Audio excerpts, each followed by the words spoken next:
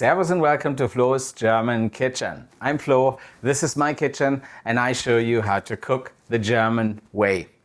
Originally my plan was to make Maultaschen today, but I have my brother visiting. We had a rough tequila night last night, and making Maultaschen is really complicated. So I just decided for something new. We're making a very simple, very hearty, good Bavarian snack, Fleischpflanzl. That's Fleischpflanzl.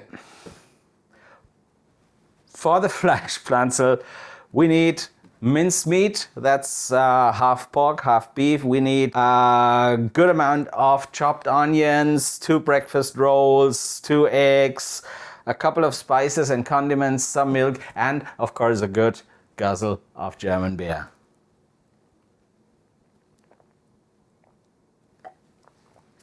Wunderbar. You can probably see these rolls are not fresh, but that is exactly what they're supposed to be. They're like 2 days old. That is not a problem at all. That's what it's supposed to be. First thing is I tear them into smaller pieces, and then I'm gonna soak them in milk to make the Fleischpflanzl a bit soft, a bit fluffy, and that's what they're gonna do. So I pour some milk.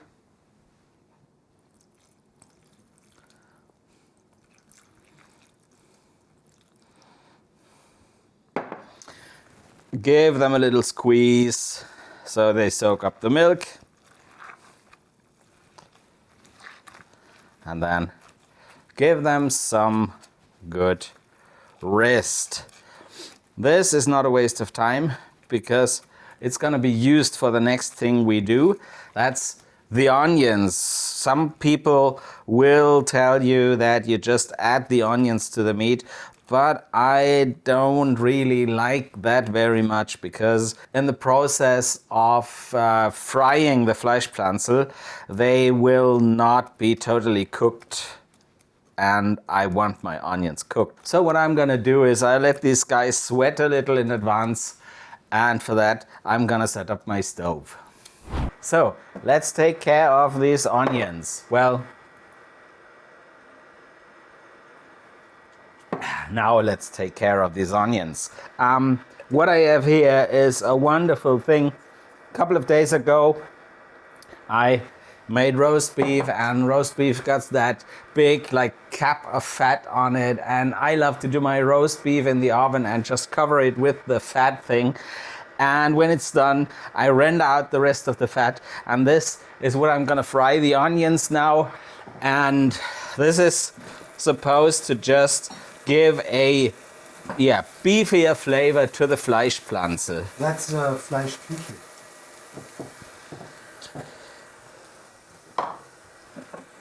Whatever.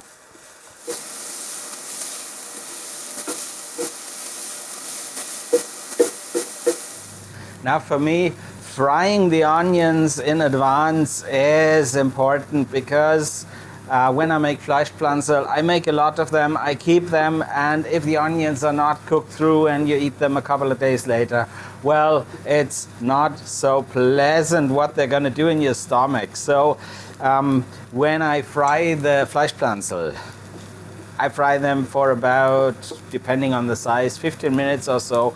If you add raw onions, they will not be cooked through. They will be still semi-raw, and that's why I fry them in advance. I do that at a not so high temperature because I want to give them time, and of course using a medium high temperature makes it easier to get the right timing, because of course I don't want to roast these onions in the pan here because they go into the Fleischpflanzl, and the Fleischpflanzl are gonna be fried and roasted again. So these are not supposed to be totally cooked through. Just let them sweat for a while, and the moment they start turning brown, you're done here. So let's get our hands dirty. I know a lot of people use those rubber gloves to mix meat and stuff like that, but I use my hands. My hands are clean, and so is my conscience. Let's go for it. Before I add the crumbs, I squeeze it because I don't want the Fleischpflanzl to be too soft. And I get rid of some of the milk. Continue with 2 eggs.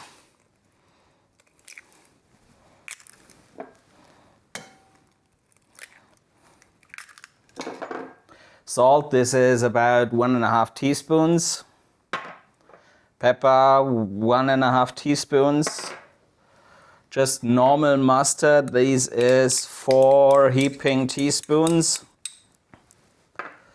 Tomato paste, 2 teaspoons. Marjoram, 1.5 teaspoons. And now we're really getting dirty.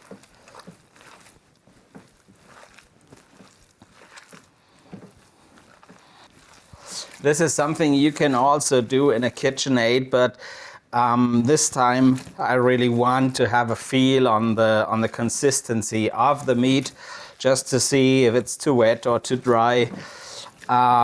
When it's too dry, you can add a little, very little milk. If it's too wet and too soft, the consistency not good for shaping it later on, you can add a bit of breadcrumbs to get it a little drier. But I think I've got just the right amount of everything. And so we can start shaping the Fleischpflanzerl.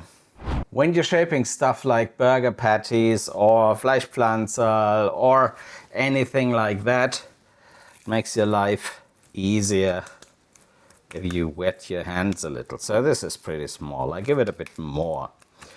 And talking about Fleischpflanzerl, I said it's a simple snack, but actually it's something you get in Bavarian restaurants as well.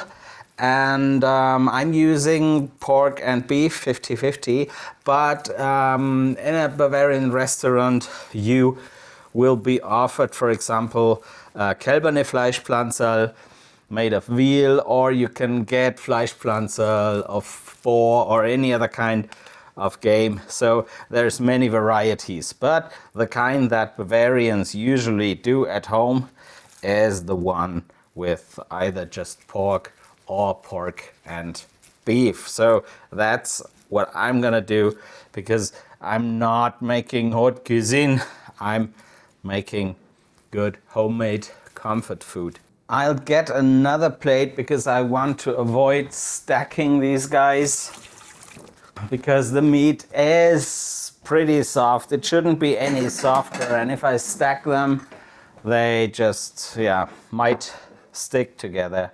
And nobody wants to make his life more difficult than necessary. What you want to do is to make sure that all the Fleischpflanzerl are about the same size.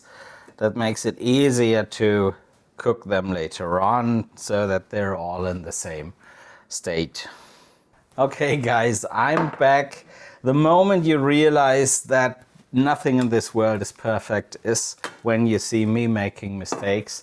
I forgot to add the onions, so everything goes back. I have to start kneading and shaping the Fleischpflanzerl again. But I tell you what, I love tequila, it's worth it. So now I'm finally done. I used the opportunity to make the Fleischpflanzerl a little smaller, so they take less time cooking. I set up the stove and see you in a minute. Here we go. To fry the Fleischpflanzerl, I'll again use some of this wonderful beef lard, but it doesn't need a lot because the Fleischpflanzerl are going to release some fat as well. So yeah, don't overdo it. But it adds a little extra flavor, so who doesn't want that? As for the temperature, it's the same as with the onions. I just don't want them to burn on the outside, and they need a little time to get cooked through in the core. So don't use too much heat. I'm here at 170 degrees Celsius. Oh, I can smell the beef. This is just lovely.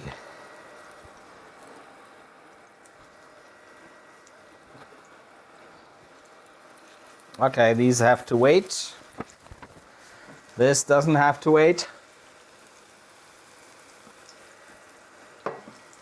Ah, wunderbar. And now I'll give it some time. At this temperature, frying the Fleischpflanzl will take about 15 minutes.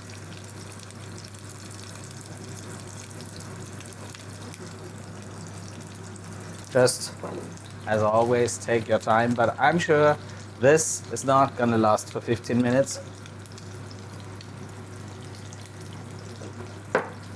I get another one. Wunderbar.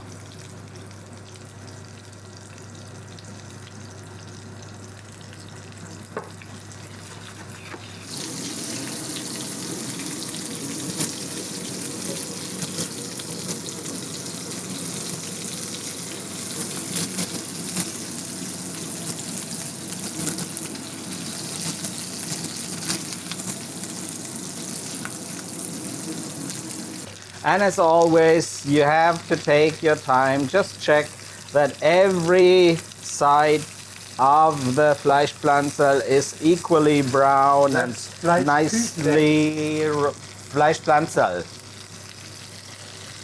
Swabian. So that it's equally brown on either side. These are just lovely, lovely Fleischpflanzl. The perfect shape. The perfect. They're Fleischpflanzl. Guys, you don't have to listen to this fella.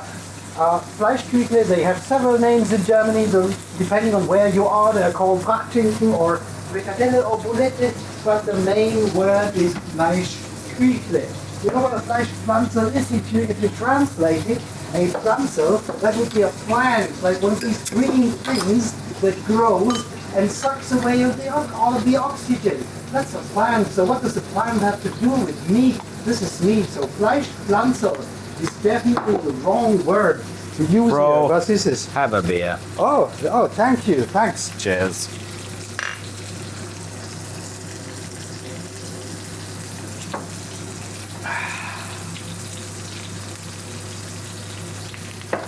Thanks, man. Now these guys look really, really great.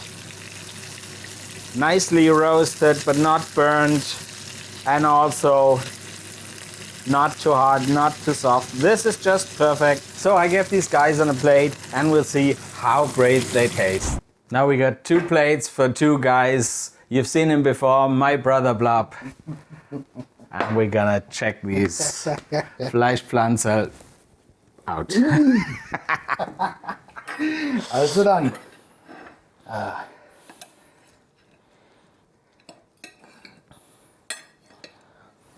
Well, let's see if Oh, this yeah. is any good. Oh yeah, this is great stuff. Great. I love it. Give me more of that. Yeah, this is actually a bit scarce. Usually you eat your Fleischpflanzl with a lot of different things like potato salad, German potato salad, South German potato salad. If you want to know how that's made, check out this video. Also, you can have it actually on a roll with some mustard on it. You can have it with a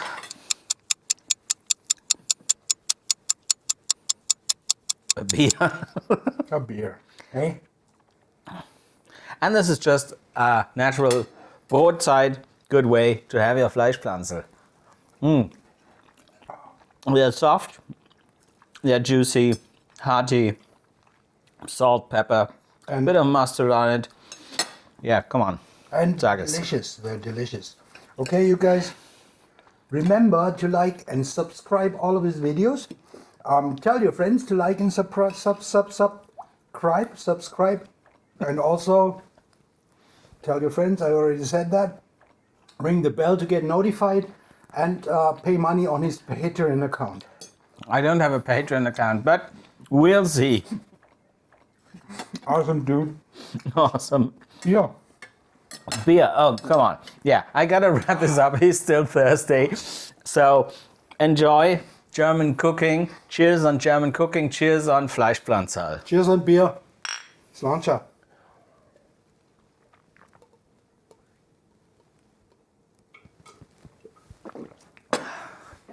Wunderbar. And I got Hell you. yeah.